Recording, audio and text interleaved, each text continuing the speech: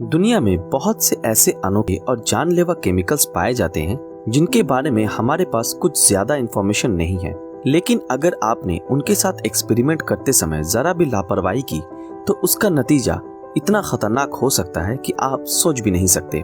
कुछ ऐसा ही एक फीमेल रिसर्चर जिनका नाम कैरन वाटरहैन था, उनके साथ हुआ, जो एक ऐसे केमिकल कंपाउंड के साथ वर्क कर रही थी जिसके बारे में हमें बहुत कम इंफॉर्मेशन थी, और वो केमिकल गलती से टेस्टिंग के वक्त उनके हाथ पर गिर गया, जिसका नाम था डाइमिथाइल मर्क्यूरी, जो कि मर्क्यूरी केमिकल का ही एक रूप है।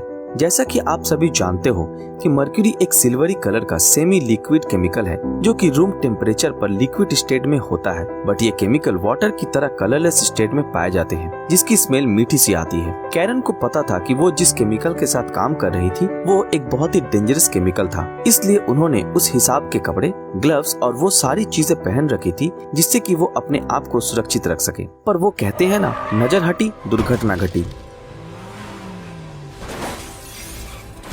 तो कैरन के ग्लव्स पर गलती से मर्क्यूरी की 2 बूंद गिर गई। कैरन वैसे तो एक एक्सपर्ट थी जिन्हें केमिकल से जुड़ी छोटी से छोटी बातों का नॉलेज था, लेकिन उस समय उन्होंने उस पर इतना ध्यान नहीं दिया, बस अपने ग्लव से उस केमिकल को साफ कर लिया और अपने काम पर वापस जुट गई। और उन्होंने फिर कभी भी इस बात को सोचा तक नहीं।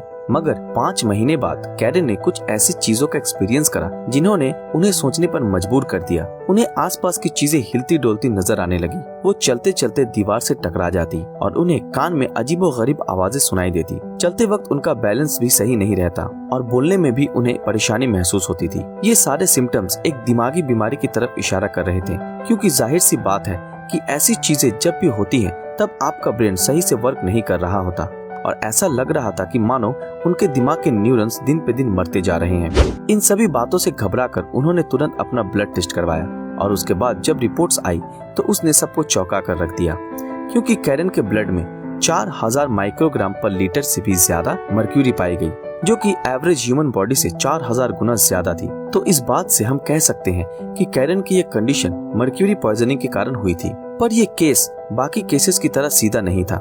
जैसे जैसे दिन गुजरता गया वैसे वैसे ये केस और ज्यादा पेचीदा होता गया। नॉर्मली ये देखा गया है कि जब भी किसी टॉक्सिक केमिकल का लेवल शरीर से कम हो जाता है तो पेशेंट रिकवर होने लगता है, लेकिन कैरन के साथ ऐसा बिल्कुल नहीं हुआ। उनकी सेहत सही होने के बजाय और भी खराब होने लगी। दोस्तों, 2 तरह के केमिकल्स पाए जाते हैं। एक तो वाटर सोल्यूबल केमिकल्स, जो कि आपके शरीर से बाहर किडनी के जरिए प्यूरिफाई होकर निकल जाते हैं, और दूसरे होते हैं फैट सोल्यूबल केमिकल्स, जैसे कि मैरिजुआना। इसका एक कंपाउंड जिसका नाम है THC, टेट्राहाइड्रोकैनाबिनॉल। मैरिजुआना को स्मोक करने के 1 महीने के बाद भी उसके मॉलिक्यूल्स को आपके ब्लड में ट्रेस किया जा सकता है। डाइमिथाइल मर्क्यूरी भी फैट सोल्यूबल केमिकल होने की वजह से वो कैरन के शरीर के एक बहुत ही इंपॉर्टेंट बॉडी ऑर्गन में जमा हो गया था। वो ऑर्गन था ब्रेन। ब्रेन ही हमारी बॉडी का सबसे फैटी ऑर्गन है, और उनका ब्रेन डाइमिथाइल मर्क्यूरी के मॉलिक्यूल्स को एब्जॉर्ब करने लगा था, और मर्क्यूरी दूसरे कंपाउंड के साथ रिएक्ट करके ऐसे केमिकल्स कंपाउंड्स बना रहा था जो कैरन के न्यूरॉन्स को खत्म कर रहा था, और यही कारण जिसकी वजह से कैरन को ऐसे दर्दनाक सिम्टम्स को महसूस करना पड़ा। जब प्रॉब्लम पूरी तरह से पता चल गई तो अब सवाल ये आता है कि इतने सारे मर्क्यूरी को कैसे निकाला जाए। तो दोस्तों, मैं आपको बता दूं कि कैरन जिस परेशानी का सामना कर रही थी वो केमिकल के मॉलिक्यूल्स की वजह से थी, जो उसके शरीर को तहस नहस कर रही थी। और इन मॉलिक्यूल्स को निकालने के लिए हमारी मेडिकल साइंस में 2 टेक्निक सामने आई है। एक तो ये हो सकता है कि ये फैट सोल्यूबल मर्क्यूरी को किसी तरह से बॉडी के अंदर ही ब्रेक करके वाटर सोल्यूबल बना लिया जाए, ताकि मर्क्यूरी यूरिन के थ्रू बॉडी से बाहर निकल जाए। लेकिन ये हो पाना लगभग नामुमकिन था, क्योंकि डाइमिथाइल मर्क्यूरी हमारे लीवर में ब्रेक डाउन होके मेथल मर्क्यूरी में बदल जाता है, जो कि फिर से फैट सोल्यूबल है, ना कि वाटर सोल्यूबल। और अब दूसरा और आखिरी रास्ता ही बचा था, जिसे कि मेडिकल साइंस में कहते हैं किलेशियन प्रोसेस। केमिकल किलेशियन का मतलब एक बड़े वाटर सोल्यूबल मॉलिक्यूल जैसे कि कैल्शियम के अंदर छोटे फैट सोल्यूबल मॉलिक्यूल्स को एब्जॉर्ब करके वाटर सोल्यूबल मॉलिक्यूल्स को यूरिन से निकालना, ताकि फैट सोल्यूबल मॉलिक्यूल भी उसके साथ ही निकल जाए। हुआ भी कुछ ऐसा ही। कैरन के दवाई लेने के बाद अगले ही दिन मर्क्यूरी का लेवल उसके यूरिन में 60 गुना तक बढ़ गया, लेकिन ये काफी नहीं था, क्योंकि सबसे ज्यादा मर्क्यूरी उनके ब्रेन के अंदर फैट सेल्स में जमा हो चुका था और उसे निकालना लगभग असंभव था। पहली बार सिम्टम्स को देखने के 3 हफ्ते बाद कैरन की हालत इतनी खराब हो गई कि वो अपने किसी भी बॉडी पार्ट को मूव नहीं कर पा रही थी।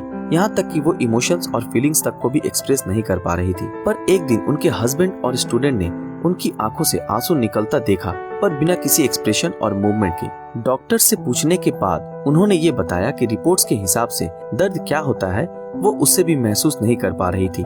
और फिर 8 जून 1997 को वो दिन आया जिससे कि नहीं आना चाहिए था। जी हाँ, इस दिन कैरेन हम सबको छोड़कर जा चुकी थी। ये हम सब के लिए एक बहुत दुख की बात है। इसके बाद से डाइमिथाइल मर्क्यूरी केमिकल को लेकर गवर्नमेंट ने लेबोरेटरी में कानून और भी ज्यादा स्ट्रिक्ट कर दिए। ये सच में एक बहुत ही घातक केमिकल है। तो दोस्तों, आप सभी को ये एपिसोड कैसा लगा हमें कमेंट में जरूर बताएं। और अगर आपको कुछ भी नया सीखने को मिला हो तो इस वीडियो को लाइक जरूर